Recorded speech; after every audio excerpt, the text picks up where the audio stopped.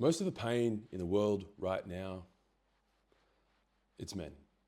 Behind the violence, behind the abuse, the addiction, the chaos. Like, it's not even a debate. But here's what no one wants to say. It's not because we're monsters, but it's because we never faced the wounds that we're carrying. It's because we were never shown how to be men in the first place.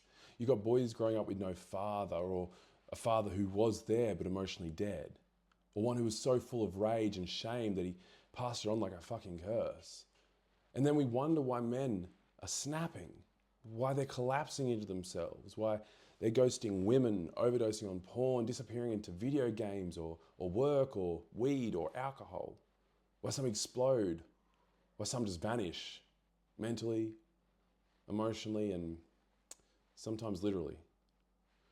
We're seeing the symptoms, but no one's willing to talk about the cause. And this is not about hating men.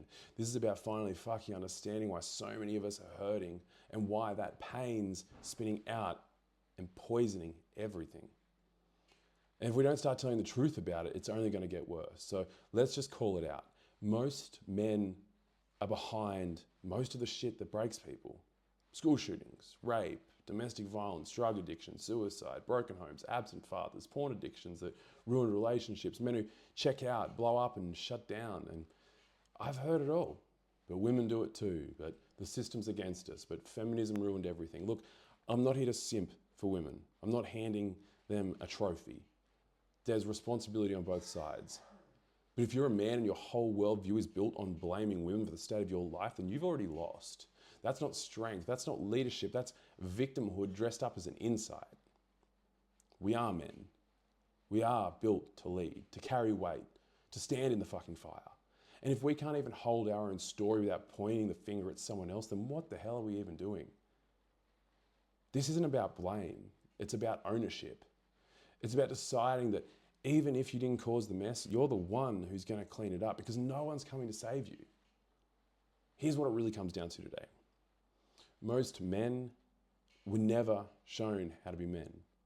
No initiation, no guidance, no map, just testosterone just hitting their system when they're like 13 and no one around to show them what the fuck to do. Their dad was either physically gone or emotionally absent. Maybe he worked all day and just came home dead inside. Potentially he was angry or critical or made you feel like nothing you ever did was good enough. Maybe he was just soft, passive, couldn't hold a boundary, let your mum walk all over him and you never respected him because how could you? So what did you learn? Well, that masculinity equals danger, that emotions equal weakness, and that power equals control or silence. That you better shut up, toughen up, and push it all down if you want to survive. And you did. You pushed it down. You made yourself small. You stayed out of the way. You became the nice guy or the ticking time bomb. But it never left your body. That pain, that shame, that question that every man asks, do I have what it takes? And because no one ever answered it for you, you've been trying to prove it to yourself ever since.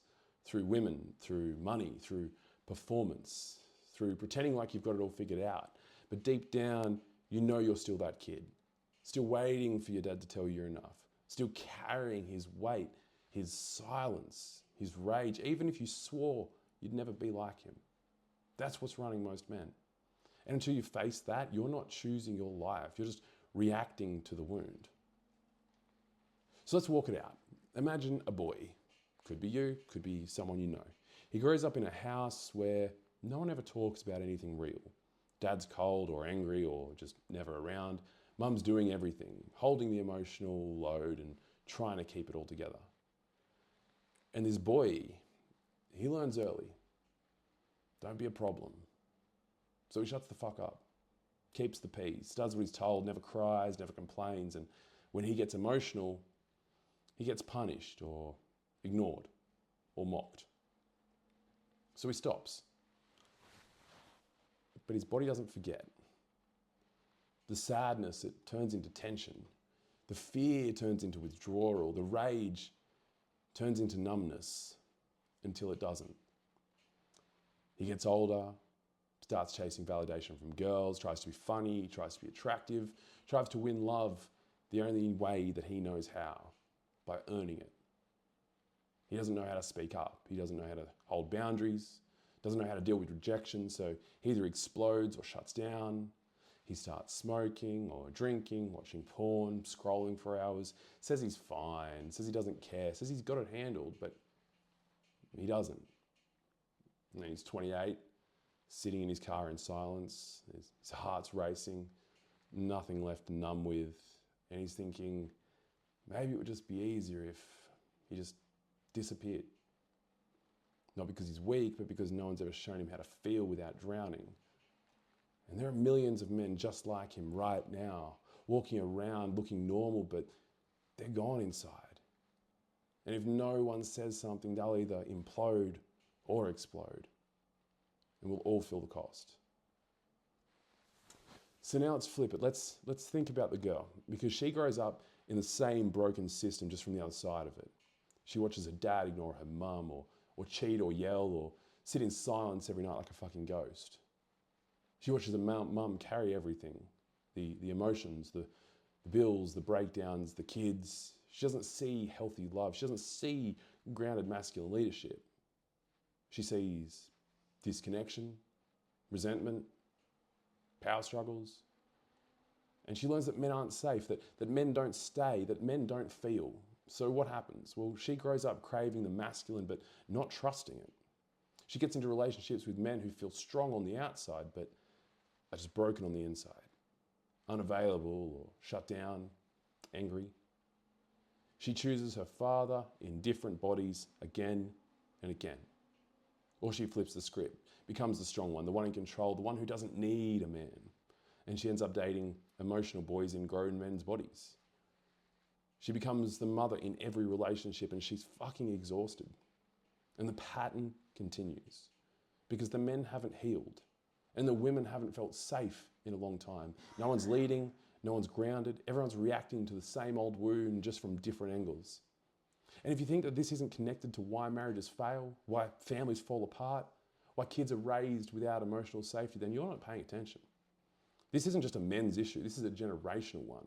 And if no one breaks the pattern, we're just handing this shit straight to our kids like a loaded weapon. This isn't just about one broken boy or one girl choosing the wrong partner. This is everywhere. This is why most relationships feel hollow, why families are dysfunctional, why kids grow up and spend their adult lives just trying to feel okay. Because this isn't new. It got passed to you from your father, and he got it from his, and he got it from his. Each generation too busy surviving to shut down, to deal with it, too lost to name it. And now it's sitting in your hands, that pain, that silence, that shame, that pressure. And all of it got passed to you without your permission. But here's the part that hits. You don't get to choose what you inherited. No. But you do get to choose what you pass on. You either deal with it now or your kids will. They'll carry your reactivity, your absence, your addictions, your avoidance. They'll grow up watching how you handle pressure, conflict, leadership, and they'll copy it. Even if you say all the right things, they'll still copy what you are. That's how generational pain works. It doesn't care about your words. It listens to your actions. It watches your patterns. And unless you're willing to get brutally honest with yourself, to look in the mirror and face what your father never did, you're going to hand the exact same thing onto your son. Maybe even worse. So what now? You've seen it, you've felt it, you know it's real. So what the fuck are you going to do about it?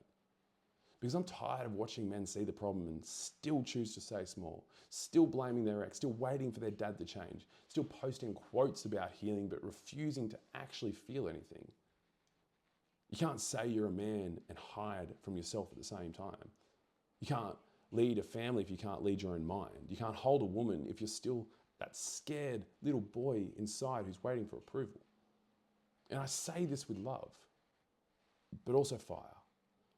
No one's coming to save you. Not your coach, not your therapist, not your woman, not your father, especially not him.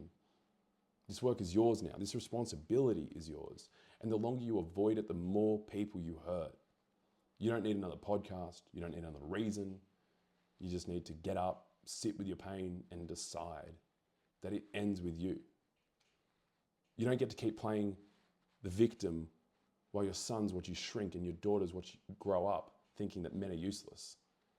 You either become the man or keep pretending, and pretending is killing you. So you want to change the world? You start by becoming the father, or the man, that your father couldn't be. Not perfect, he's not polished, but he's present, he's grounded, honest. The kind of man who doesn't run from pain, the kind of man who doesn't pass his wounds forward. The kind of man who leads without having to dominate and feels without falling apart. That's the work. It's not screaming about society, not blaming women, not hiding behind a gym body or a six-figure business. It's owning what lives in your chest, feeling what your father never could, building what he never built. So your son doesn't have to spend his life cleaning up what you left behind. This is the initiation you never got. This is the moment that it flips. You either stay asleep or you wake the fuck up and lead. Because it ends with you. See you tomorrow.